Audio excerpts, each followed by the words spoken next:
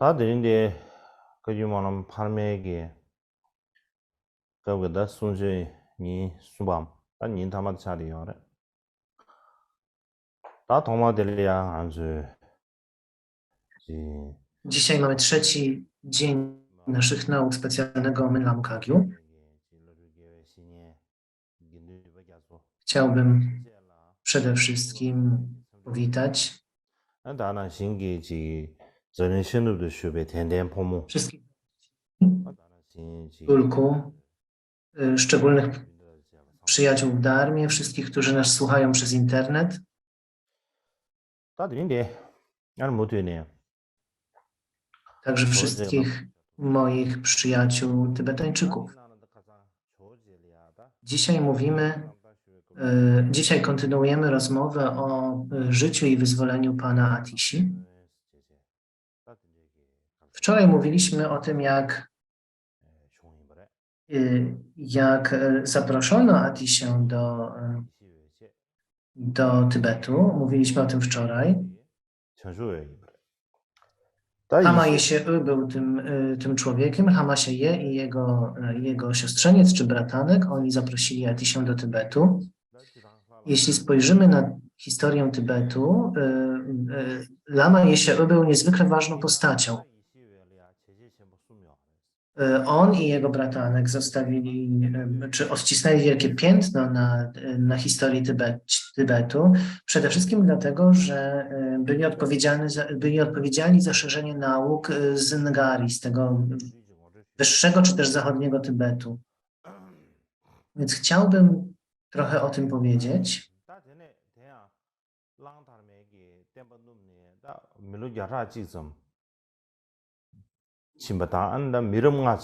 Minęło około 100 lat, odkąd król Langdharma prześladował buddyzm, jakieś 5 generacji, 5 pokoleń. I w czasie tych 5 pokoleń buddyzm znacznie osłabł w Tybecie. W szczególności w regionie Ngari, czyli dawniej to był Shangshung, był Yeshe, który kiedy był królem, nazywał się Songye. I w tym regionie Ngari, czy też wcześniej nazywał się Shangshung, tam przede wszystkim była religia Bon.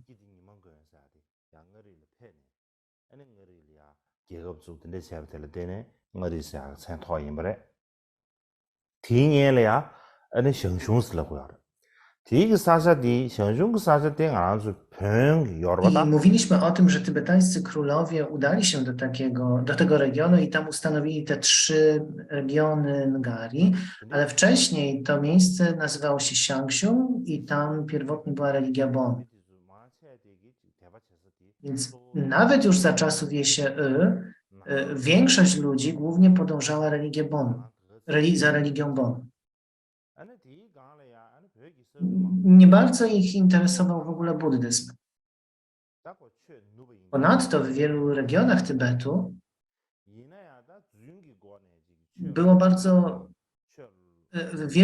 Tybetu byli pojedynczy ludzie, którzy znali buddyzm trochę, ale niezbyt dobrze i oni również byli często prześladowani.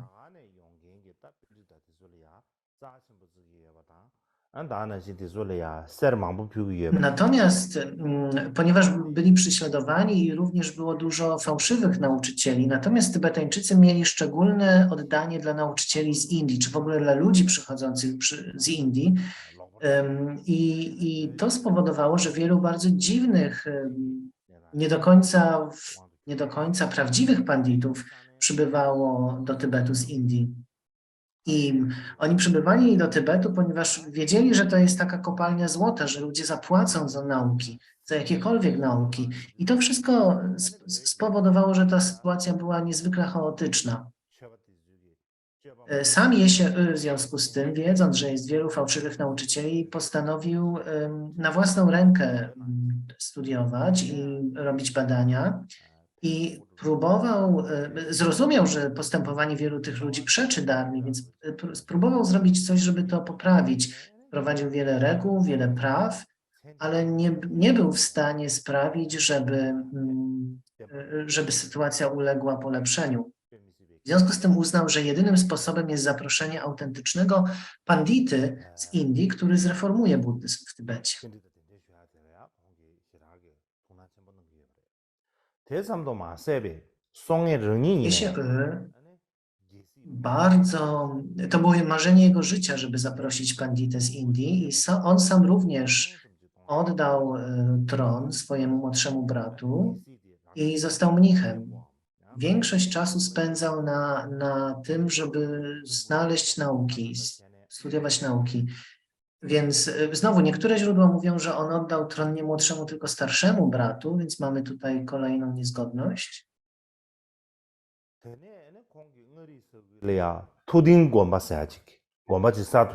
Wybudował klasztor Toding, więc on, Jesię to jest jego imię po święceniach. Jesię wybudował klasztor Toding w Ngari. I jest to najwcześniejszy, najstarszy klasztor, o którym wiemy w tym regionie. I on nadal tam stoi. Ten klasztor Toding nadal stoi w Ngari i nie został zniszczony. Można go dzisiaj nadal tam zobaczyć. Jeżeli ktoś jest w stanie, ktoś może tam się udać, pojechać i zobaczyć ten klasztor, to byłoby bardzo dobrze. Więc Jesię zbudował ten klasztor, zaprosił wielu panditów z Indii, pośród nich panditę Dharmapalę ze wschodnich Indii. Z tym panditą Dharmapalą przybyło 3 innych uczniów i oni również mieli imię Pala. Oni szerzyli ślubowania klasztorne i nauki Vinai w Ngari i w ten sposób ustanowili tam społeczność Sanghi. Mówimy o niej Vinaya, po tybetańsku Vinaya Ty. To znaczy wyższy, albo tak naprawdę ten zachodni Tybet, czyli to jest jakby górne szerzenie się Vinai. Jeśli wrócimy jeszcze na chwilkę do króla Langdarmy, to tego, który niszczył buddyzm, to nie było tak, że on całkowicie ten buddyzm zniszczył. On wybierał pewne społeczności klasztorne, pewne klasztory, niszczył je, zabijał mnichów, ale nie wyeliminował buddystów całkowicie z Tybetu. Więc dzięki temu, że nie wszyscy byli zabici, wyeliminowani, pewna tradycja przekazu nadal się utrzymywała, tradycja przekazu ślubowań i pewne społeczności buddyjskie, Sangha, została ustanowiona powtórnie w centralnym Tybecie.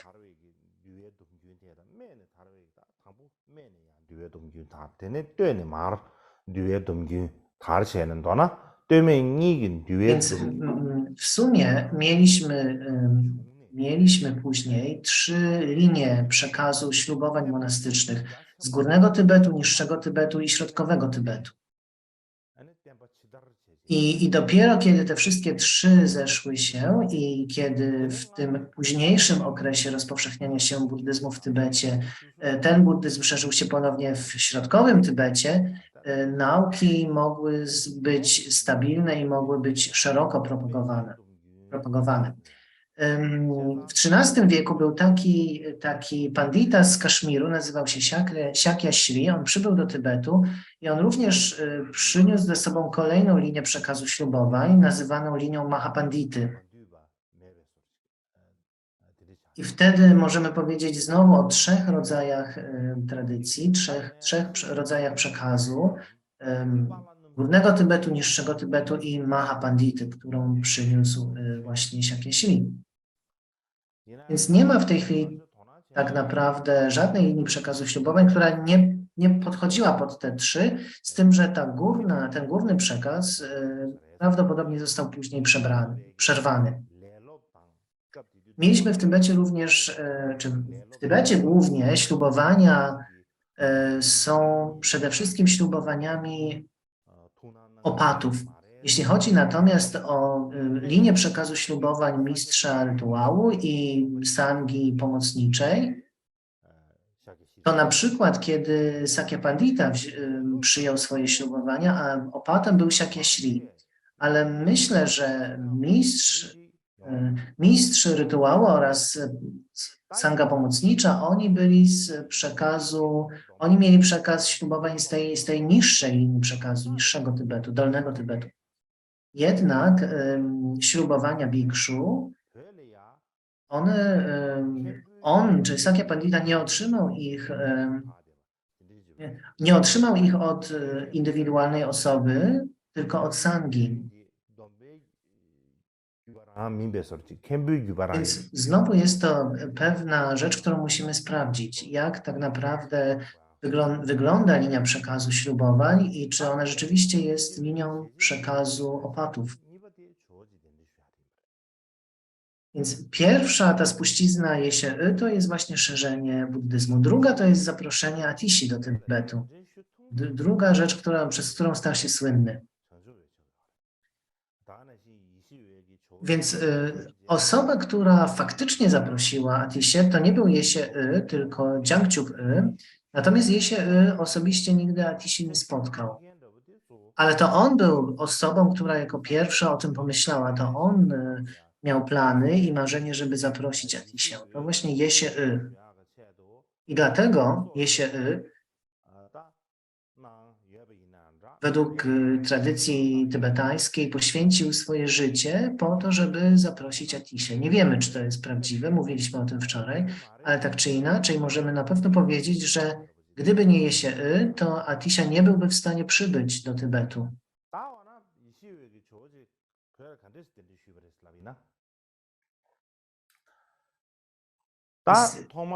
Teraz powiemy o tym, jak to się stało, jak wyglądało to zaproszenie Atishi do Tybetu.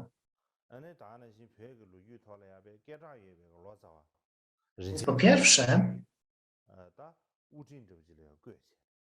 Jesie mianował tłumacza Rinchena Sangpo, wielkiego tłumacza, który wcześniej już był w Indiach i który jest dzisiaj bardzo sławny w tybetańskiej historii. Mianował go przywódcą takiej grupy 5 lub 6 młodych Tybetańczyków, aby wysłać ich do Kaszmiru i tam, żeby studiowali i nauczyli się sztuki tłumaczeń. Kiedy oni skończyli swoje studia w Kaszmirze, Tybetańczycy nazywają Kaszmir i wtedy nazywali Kacia.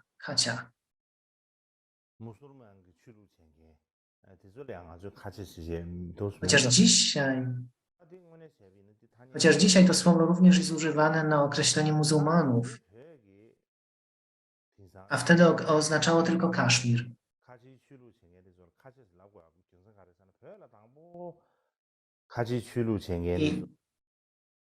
I dlatego dzisiaj po tybetańsku używamy tego słowa na określenie muzułmanów, ponieważ kiedy muzułmanie po raz pierwszy przybyli do Tybetu, to właśnie przybyli od strony Kaszmiru. I od tamtej pory Tybetańczycy nazywają ich Kacie właśnie, czyli tak jakby ludzie z Kaszmiru.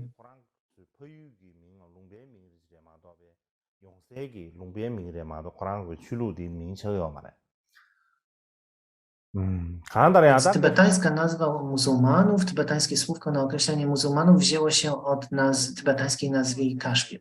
Tak czy inaczej, wracając do naszej historii, ta grupa młodych Tybetańczyków udała się do Kaszmiru i po zakończeniu studiów Jesie poprosił ich, aby wracając do Tybetu przyprowadzili ze sobą panditów, którzy mogliby szerzyć dharmę i żeby przynieśli ze sobą również ważne teksty buddyjskie.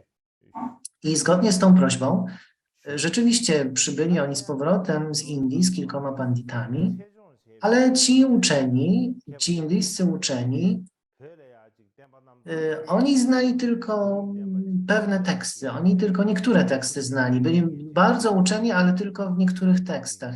I nie był to wystarczający poziom wykształcenia, żeby zreformować buddyzm w Tybecie i żeby ten buddyzm był taki pełny i systematyczny. Brakowało im wykształcenia do tego, tym indyjskim panditom. Więc Jesie nie był usatysfakcjonowany i jego pragnienie nie zostało do końca spełnione. Uważał, że właśnie ci pandici nie są w stanie wypełnić jego pragnień. Ale jednocześnie, jeśli usłyszał o tym, że w Indiach jest taki pandita, który nosi imię Atisha i który jest niezwykle uczony, czcigodny i jest bardzo dobrym człowiekiem, i wtedy właśnie miał pomysł, że absolutnie to będzie niezbędne, żeby właśnie Atishę zaprosić.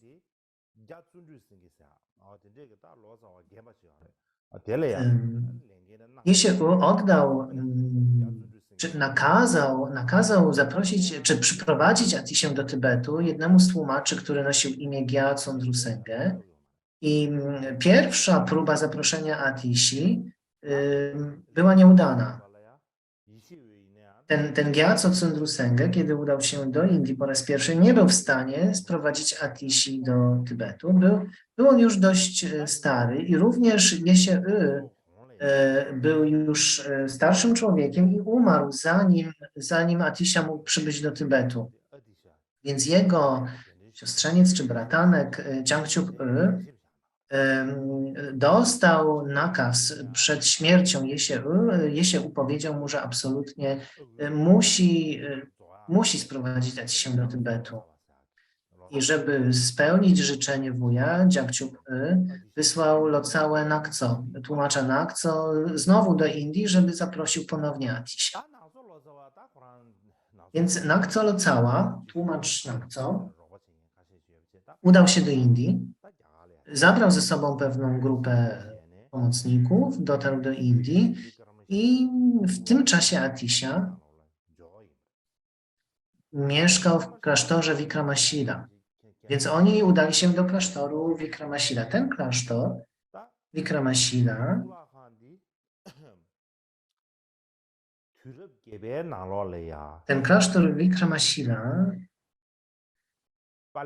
został wybudowany w VIII wieku przez króla dynastii Pala. Nazywał się ten król Dharmapala. Więc mówimy, że klasztor Vikramashila został wybudowany przez króla Dharmapalę w VIII wieku i był drugim najważniejszym uniwersytetem monastycznym po Nalandzie. I w szczególności studiowano tam Vajrayanę. I również studiowano tam nieprześcignioną tantrę i ten klasztor, czy też najlepsi uczeni z tego klasztoru, z tego uniwersytetu, otrzymywali od króla tytuł panditów. Dlatego bardzo wielu wielkich uczonych wyszło, czy ukończyło studia w tym miejscu. Między innymi Naropa,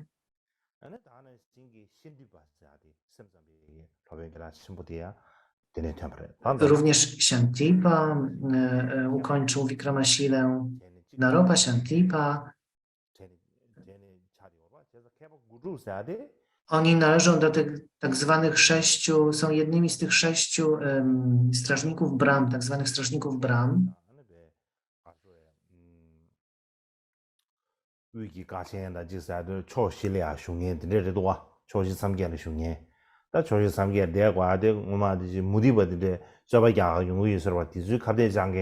Ponieważ oni mieszkali, przebywali przy bramach klasztoru Vikramashila, po bramach wychodzących na różne strony świata. Nazywamy ich strażnikami Brahm.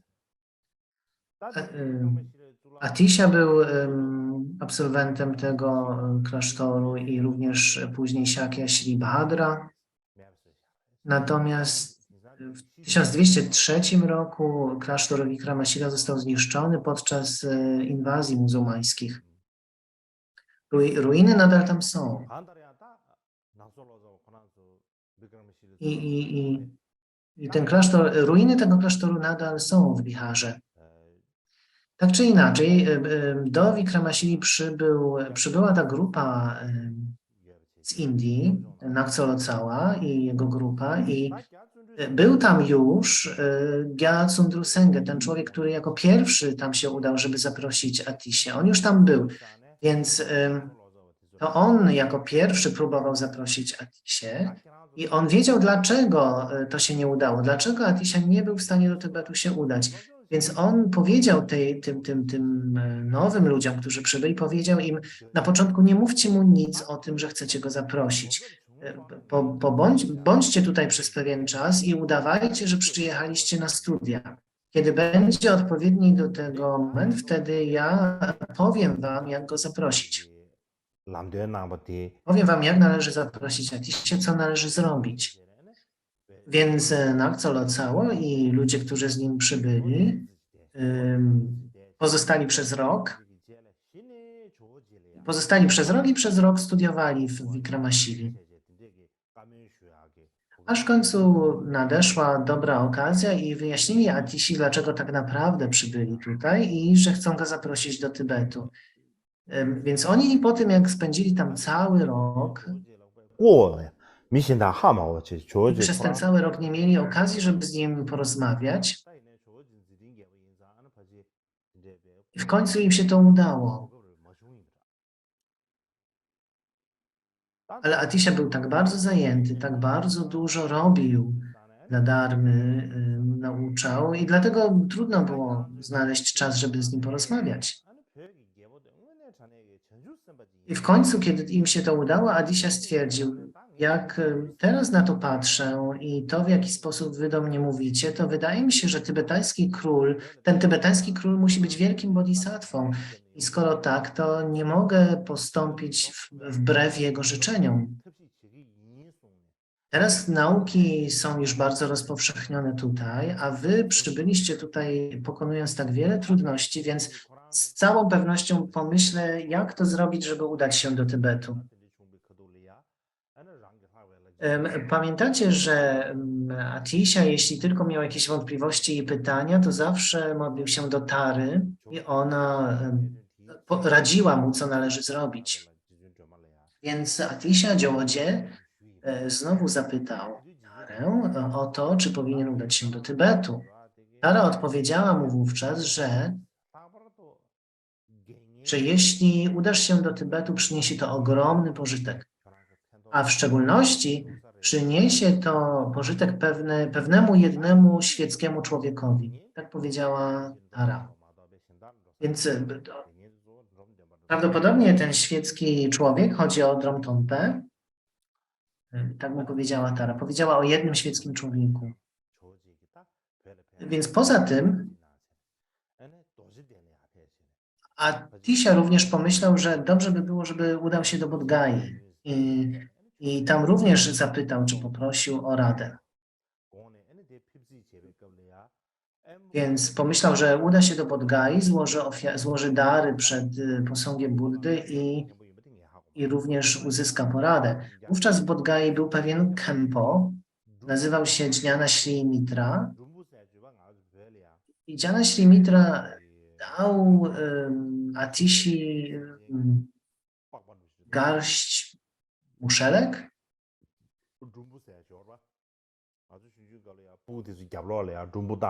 Dał mu garść muszelek.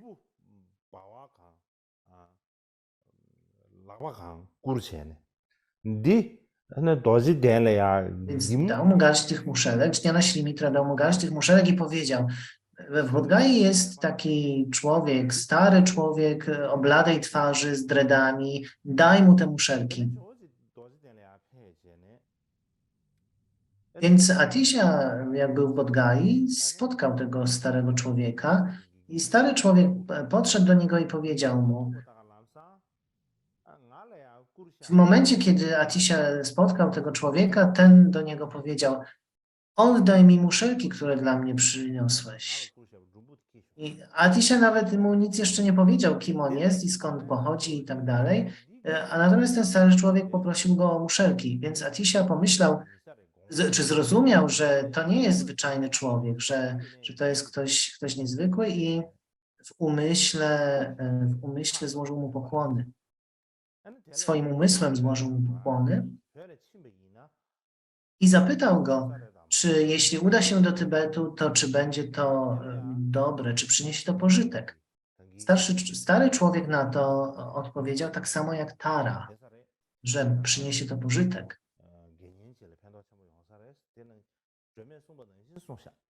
że tak, że powinieneś się udać i że przyniesie to pożytek.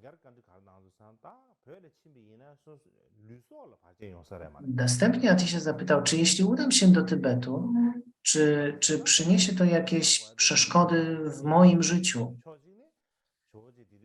Być może było kilka powodów, dlaczego o to zapytał. Między innymi Atisha miał już 50 kilka lat, także jak na tamte czasy był już raczej w wieku podeszłym. Tybet natomiast, wiadomo, jest to kraj położony bardzo wysoko i podróż tam wiązała się z wieloma niebezpieczeństwami. Więc zapytał, czy będą jakieś przeszkody w jego życiu. Na to starszy człowiek odpowiedział mu, tak, jeśli udasz się do Tybetu, to twoje życie będzie krótsze. O ile będzie krótsze moje życie? Zapytała Atisha.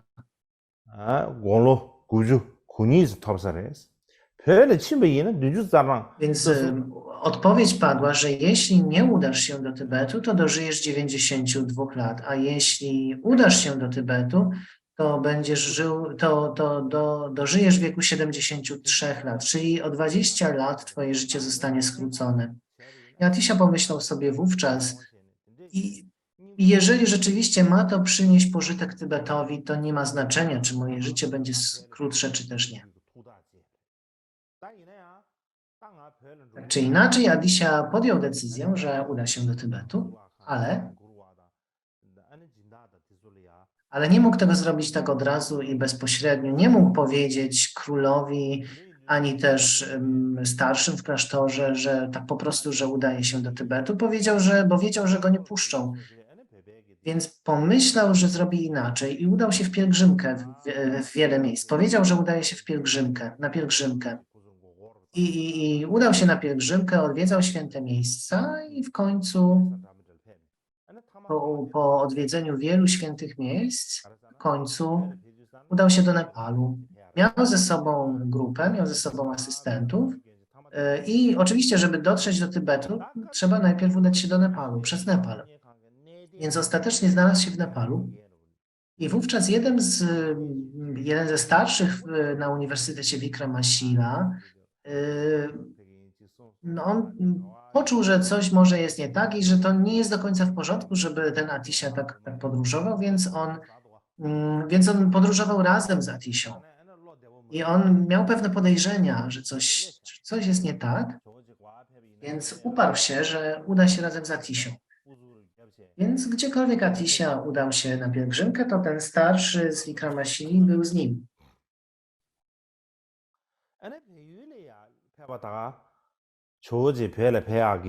Kiedy w końcu dotarli do Nepalu, ten człowiek wtedy dowiedział się, jakie są faktyczne plany Atishi i zwrócił się do Nakco Locały.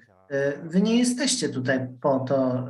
Mówiliście, że przybyliście tutaj na studia, ale wy tak naprawdę nie przybyliście na studia. Przybyliście po to, żeby porwać tego człowieka. To nie o to chodzi, że my nie chcemy puścić Atishi do Tybetu, tylko o to, że jeśli my go utracimy, jeśli on uda się do Tybetu, a my go utracimy, to istnieje niebezpieczeństwo, że buddyzm w Indiach zostanie zniszczony, że nauki upadną. I dlatego w końcu Nakco Locawa i ten starszy zdecydowali, że Atisha może udać się do Tybetu i że spędzi tam nie więcej niż 3 lata, a po 3 latach Nakco będzie musiał go z powrotem przyprowadzić do Indii. A Nakco przysiągł, złożył obietnicę, że tak będzie i dopiero wówczas Atisha został, ledwo dostał to pozwolenie, żeby udać się do Tybetu.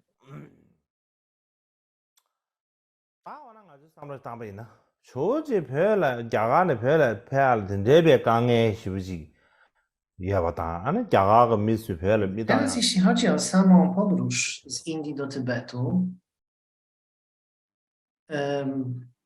można też oczywiście pomyśleć, że dlaczego ludzie w Indiach nie chcieli, żeby Atisha udawał się do Tybetu.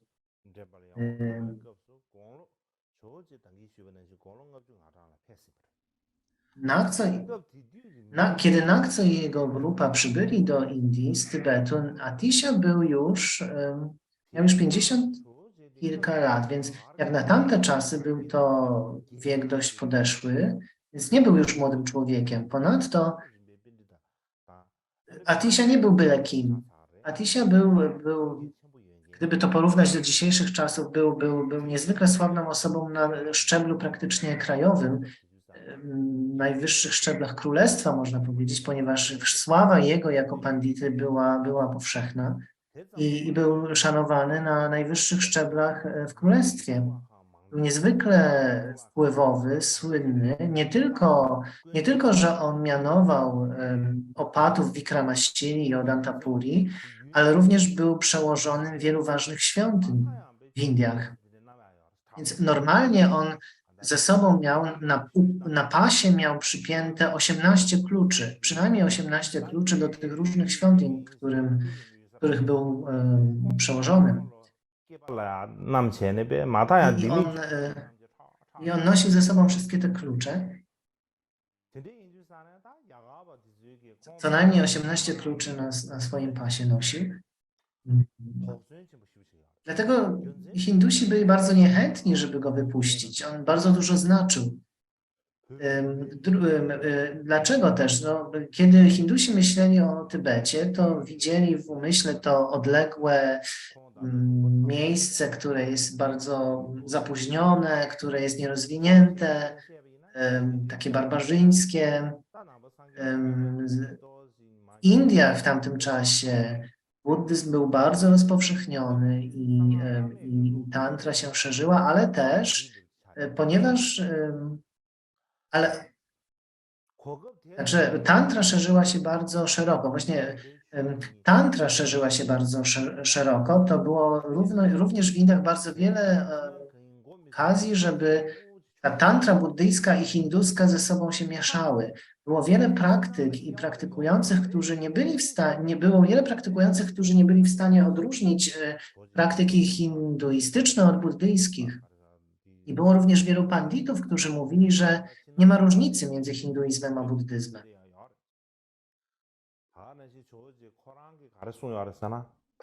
Więc byli tacy uczeni, którzy nie rozróżniali hinduizmu od buddyzmu, natomiast sam Atisha mówił, że dzisiaj w Indiach, obecnie w Indiach jest może 3, może 4 panditów, na przykład Shantipa, którzy potrafią rozróżnić hinduizm od buddyzmu i te praktyki hinduistyczne i buddyjskie rozróżniają je.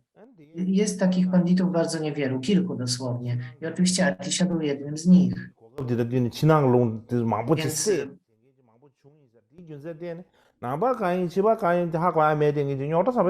Więc te praktyki hinduistyczne i buddyjskie zaczynały się ze sobą mieszać i nie było to pożyteczne. Był problem, które nauki i które praktyki są autentyczne.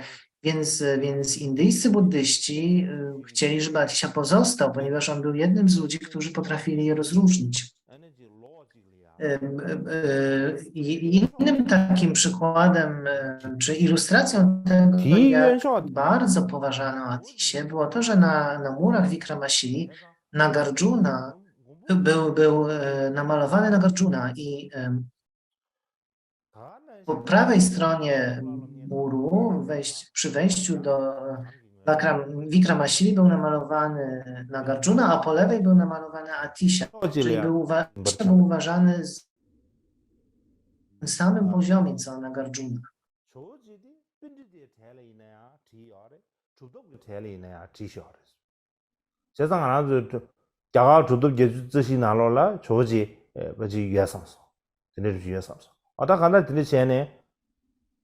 Także tam była cała linia panditów namalowana, ale właśnie Atisha był namalowany na tym samym poziomie, co Nagarjuna.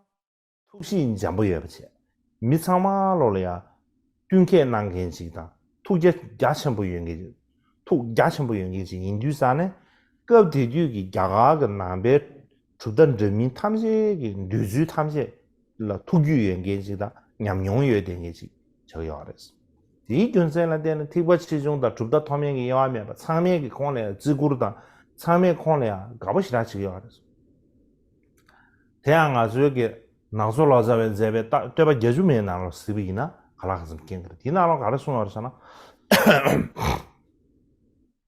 어텐타이 부르나 러준 갸타 체삼수 체다 숨스 미르카마나니 실라나 러준 갸타 말론잠 자웨 대시 상월슈 대베 킹드 쾌민제 망가다이 위기니 니시멀류 탐지기 덴베 코르니 시부이 군기 zu그 노브르큐르 쾌니 대바적기 군기 찔러슈베나 탐지기니 롱야렌스 제소 아가다 어딘다 부리 러준 갸타 가르자 숨다 체가스 요레스 아니 비카르마실라 러준 갸타 말론즘 요레스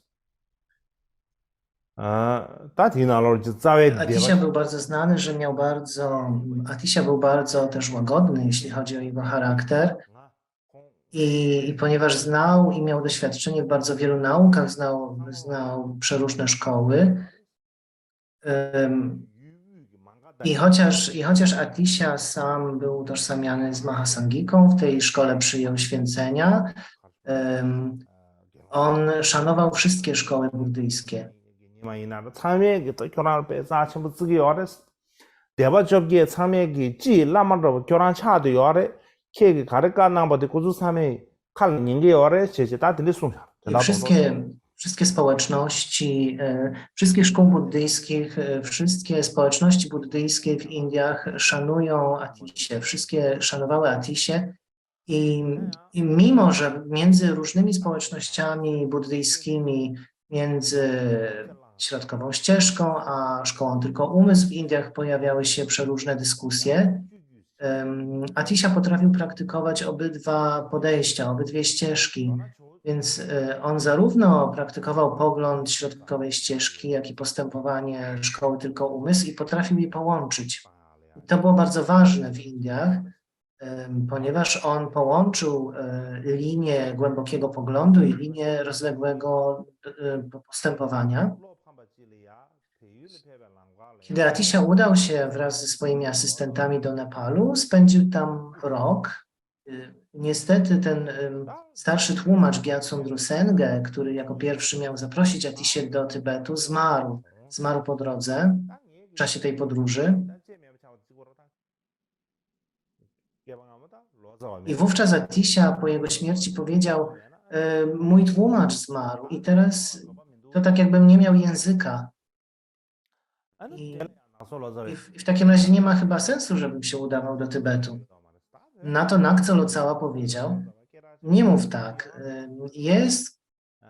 tak, jest taki tłumacz bardzo dobrze znany w Tybecie, nazywa się Rinchen Sampo, on może tobie służyć, on może ci służyć i ja mogę tłumaczyć zwykłe rozmowy,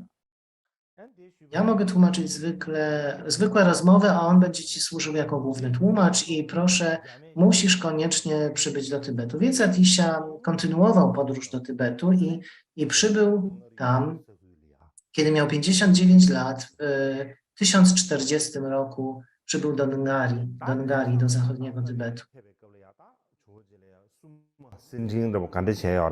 Teraz przejdziemy do powitania Atisi w Tybecie, w Ngari.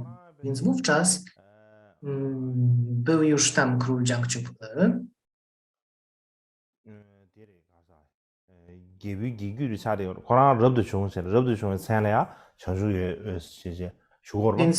Więc on był królem, pochodził z rodziny królewskiej, ale został mnichem. On bardzo, bardzo długo czekał na Atisię i czekał na jego przyjazd i w związku z tym przygotowania do powitania Atisi były bardzo zaawansowane. Wszystko było przygotowane na długo przed jego przybyciem. I kiedy Atisia i jego grupa przybyli w pobliże klasztoru Toding, kiedy się zbliżali do klasztoru Toding, to była naprawdę przygotowana ogromna taka grupa powitalna. 300 świeckich na białych koniach, ze sztandarami, z proporcjami, z darami, ogromny taki orszak powitalny na niego czekał. I, I to, co jest szczególne, jeśli chodzi o to powitanie, specjalnie na powitanie Atisi, żeby pokazać, jak bardzo się cieszą, że Atisia przybywa, żeby sprawić, że to powitanie będzie naprawdę wielkie, Jiangqiu pomyślał, że musi wynaleźć nowy instrument muzyczny, który będzie bardzo głośno brzmiał. Taki, że będzie można go słychać z bardzo daleka. Więc ten instrument ma kilka nazw, ale jedna z nich to znana jako dzisiaj to ragdung. Nazywamy to ragdung. I to jest taki róg, który rozbrzmiewa na powitanie, czy na przywitanie, na zaproszenie na uczonych i tłumaczy. Więc on pomyślał sobie, Jiangqiu, że musimy mieć taki instrument, który będzie słychać naprawdę, naprawdę daleko. Więc kiedy Atisia przybywał, ci ludzie, którzy na niego czekali, zagrali na tym ragdung, na tych rogach, tak głośno, że wszystkie zwierzęta, które tam były, również te konie, na których oni siedzieli, one nigdy wcześniej nie słyszały takiego dźwięku. On był tak głośny, że wystraszył te wszystkie zwierzęta. Potężny, wielki dźwięk i wszystkie te zwierzęta i te konie spanikowały i uciekły. W panice biegały naokoło i pouciekały. Więc to tak jakby właśnie ci Tybetańczycy zupełnie tego nie przemyśleli. Oni myśleli tylko o tym, żeby to był dźwięk, który będzie rozbrzmiewał wszędzie i będzie go można słychać na bardzo dużą odległość, ale nie pomyśleli o tym, że spłoszą wszystkie konie. I myśleli, że Atisia będzie bardzo zadowolony z tego, natomiast nie pomyśleli o tych zwierzętach. Ten dźwięk to był taki dźwięk, jakby miały popękać klasztorne mury.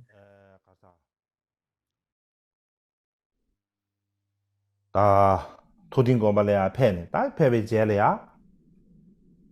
어느 정주에게 조젤레야 답에. Więc Atisia przybył do klasztoru Toding. Myślę, że ten dźwięk również wystraszył Atisię i tych Hindusów, którzy z nim byli. Tak czy inaczej, Atisia przybył do klasztoru Toding i Jiangqiu opowiedział o królach Dharmy, którzy ustanowili Dharmę w Tybecie. Opowiedział o Langdharmie, który prześladował buddyzm. Powiedział o tym, jak jego przodkowie, nie zważając na własne życie, ustanawiali nauki na powrót. Opowiedział mu o wielu fałszywych nauczycielach, którzy mieszali te nauki. I z oczami pełnymi łez powiedział Atisi,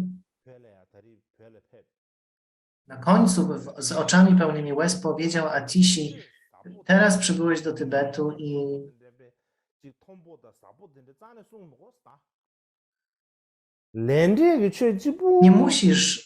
nie musisz nauczać tutaj wielkich, wzniosłych tekstów i przekazywać ogromnych, wzniosłych nauk. Nie musisz o tych wszystkich niezwykłych naukach mówić w Tybecie.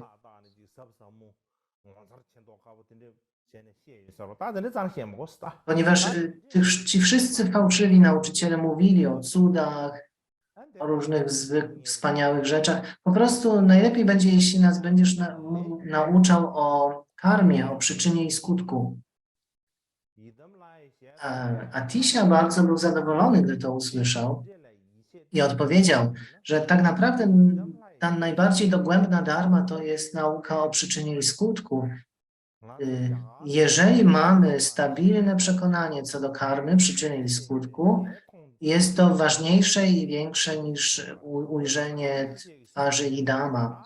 W Indiach jogin, który praktykował yamantakę, był taki jogin, który praktykował yamantakę i zobaczył i widział jego twarz. I myślał sobie wtedy, super, to już nie będę miał żadnych problemów nigdy, skoro ujrzałem mojego Hidama. Ale nie okazywał szacunku Sandze, niewłaściwie używał rzeczy, które Sanga posiadała i odrodził się jako głodny duch w ciele Yamantaki, to znaczy odrodził się jako głodny duch wyglądający jako Yamantaka. Więc było dużo takich historii. Atisha o tym powiedział i przyjął pomysł Jiangqiupa i nauczał o przyczynie i skutku. I dlatego Tybetańczycy nazywali go również w Tybecie guru od karmy, przyczyny i skutku. I nawet samo to imię, czy samo takie określenie guru przynosi ogromną korzyść nauką. Więc nie chodziło o te wszystkie wzniosłe, cudowne nauki, o uzyskiwanie cudownych mocy. To wszystko, to nie było ważne. Ważne było to, żeby ludzie zrozumieli karmę, przyczynę i skutek.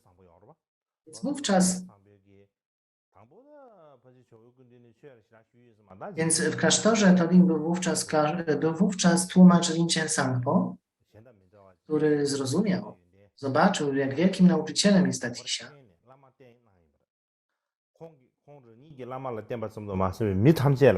Zrozumiał, jak wielkim lamą jest Atisha i postanowił, że zostanie jego uczniem. I wszyscy go też zachęcali. Atisha zostanie w Tybecie tylko przez rok, więc powinieneś uzyskać od niego wszystkie nauki, jakie zdołasz.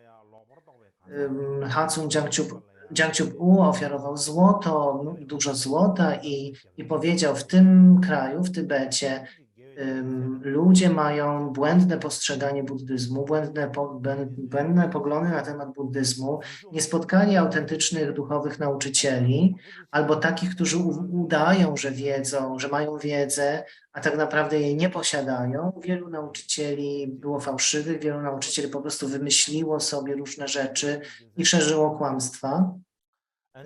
Nauczyciele debatują między sobą, wchodzą w konflikty i tworzą własne nauki, wymyślają sobie po prostu te nauki, a większość z tych nauk jest po prostu nieprawdziwa i nie ma nic wspólnego z dharmą, więc tak powiedział Jiangqiup-u do Atishi i powiedział mu na koniec, proszę rozwiej nasze i ich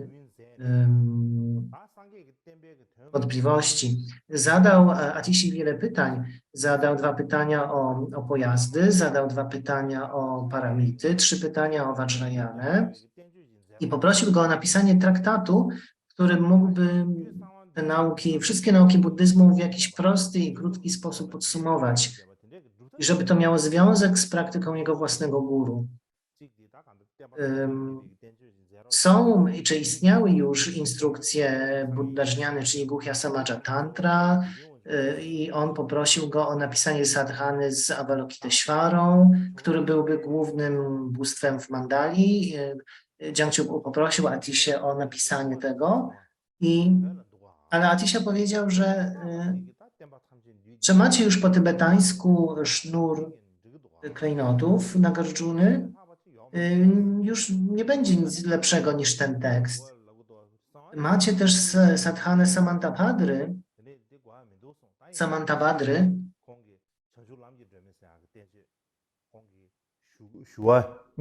więc później Atisha zamiast tego napisał lampę na ścieżce do przebudzenia.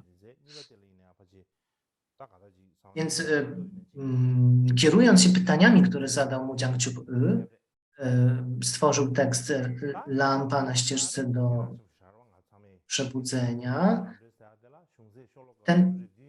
Ten tekst jest bardzo dobrze znany.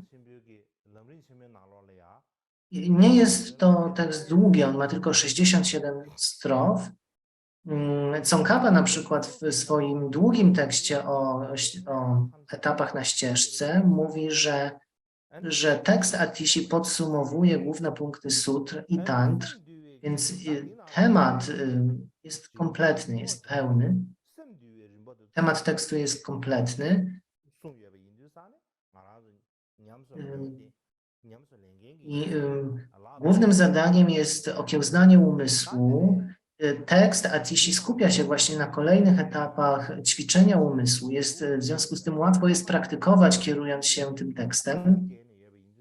I dalej Tsongkhapa powiedział, że tekst przeozdabiają porady dwóch guru, którzy mają przeszkolenie w dwóch tradycjach. Rigpe Kuchuk, który był wyuczony w tradycji Nagarjuny, i Surva Randipa, który był uczony w tradycji Asangi. I dlatego tekst Lampy na ścieżce do przebudzenia jest lepszy od innych tekstów. I ten tekst, właśnie te dwie tradycje głębokiego wglądu i rozległego postępowania łączy.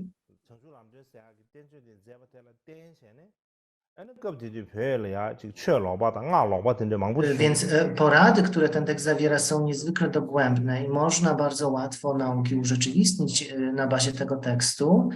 I właśnie dzięki temu, że Atisha ten tekst napisał, bardzo łatwo jest osiągnąć stan Buddy. Nie trzeba w sposób jakiś tam szczególnie, nie trzeba starać się za bardzo o to, żeby wykorzenić czy zablokować tą fałszywą dharmę w Tybecie. Po prostu po tym, jak Atisha napisał ten tekst, to zaczęło się dziać naturalnie. W naturalny sposób fałszywa dharma znikała. Złe postępowanie znikało. Ale też trzeba powiedzieć, że bez takiej osoby jak Dromtunpa, uczeń Atishi, nawet gdyby Atisha napisał ten tekst, to bez Dromtunpy ten tekst by być może nie przyniósł tak wiele pożytku, dlatego że Dromtunpa studiował jego znaczenie, rozwijał jakby w sobie ten tekst, praktykował ten tekst, więc dzięki niemu też nauki Lampy na ścieżce zostały w Tybecie, nie uległy degeneracji. To wynika z dobroci Dromtunpy, ucznia Atishi.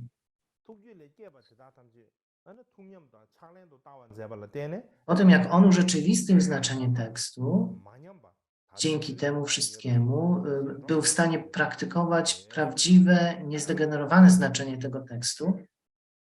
I dlatego nawet do dzisiejszych czasów ten tekst przetrwał, dzięki praktyce Dromtunpy.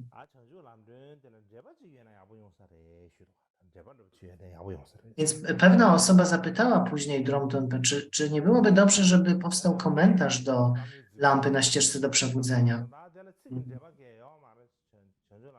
Natomiast Dromtunpa odpowiedział na to, że nie ma, czy też nie ma potrzeby, żeby był komentarz w słowach.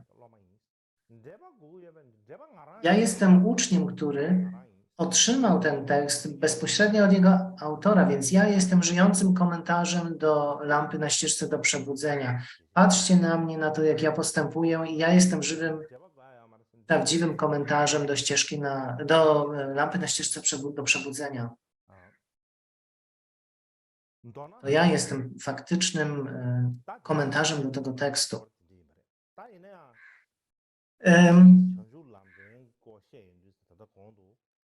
Więc to właściwie tyle, jeśli chodzi o Atisie. Natomiast jeśli mówimy jeszcze konkretnie o jego tekście Lampa na ścieżce do przebudzenia, mówi się, że Jangchup zapisał 7 pytań i przedstawił tych 7 pytań Atishi.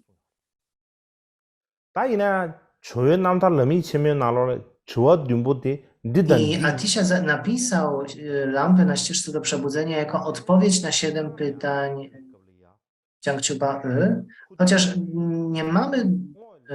nie wiemy dokładnie, co to były nie znamy dokładnie tych 7 pytań, ale kiedy Atisha udał się do centralnego Tybetu, byli również inni ludzie, inni lamowie tam, którzy zadali mu pytania, zadali mu 5 pytań.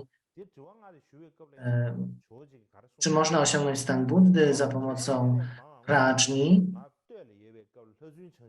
Czy można osiągnąć stan Buddy, kiedy prajnia i i metody nie idą ze sobą w parze. Natomiast Atisha odpowiedział im wówczas, że Jiangqiu już zadał mi większość z tych pytań i odpowiedzi na nie zawarłem w lampie na ścieżce do przebudzenia.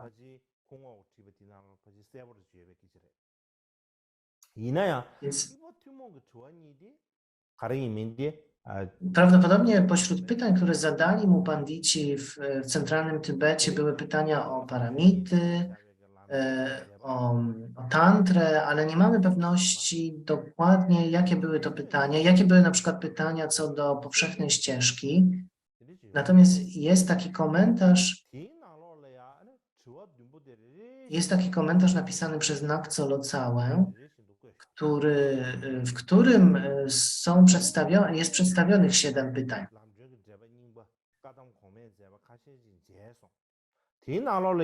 Więc jest komentarz Nakco, w którym przedstawiono tych 7 pytań, natomiast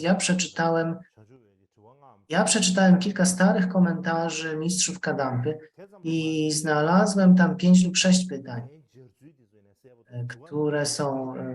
które były rzekomo zadane przez Jiangqiuba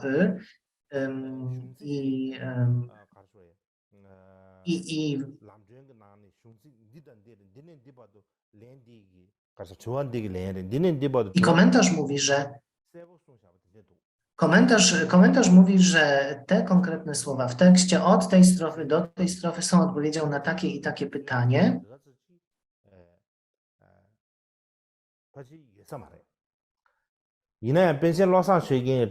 Ale dzisiaj nie mamy już takiego zwyczaju, jak właśnie w tych starych komentarzach. Nie ma takiego zwyczaju, żeby w ten sposób nauczać lampy na ścieżce do przebudzenia. 시아바 시무 연구도 레 담보바게 냠nen샤래야 펜도심부시라 연구도 소요하래. 근데 인디 비즈로사 취게 송반나시 주어 틀랭그 취기 남배 고네 전주 남들데 마 티토베이나 캐시 미세에 사례 삼사로들이 지금 천하로 좀 안다나신 전주 남들라지 Ale jeżeli ktoś jest w stanie nauczać tekstu lampy na ścieżce do przebudzenia właśnie w taki sposób, zadając pytanie i następnie biorąc fragment tekstu i odpowiadając na te pytanie, przynosi to bardzo duży pożytek. I to jest pewna metoda, o której też dobrze by było porozmawiać, ale nie mamy na to dzisiaj czasu. Wydaje mi się, że na tym skończymy dzisiaj, jeśli chodzi o nauki na temat życia Atishi podczas tego specjalnego Menlamu, to będzie na tyle. I więcej już nie mam dzisiaj do powiedzenia na ten temat.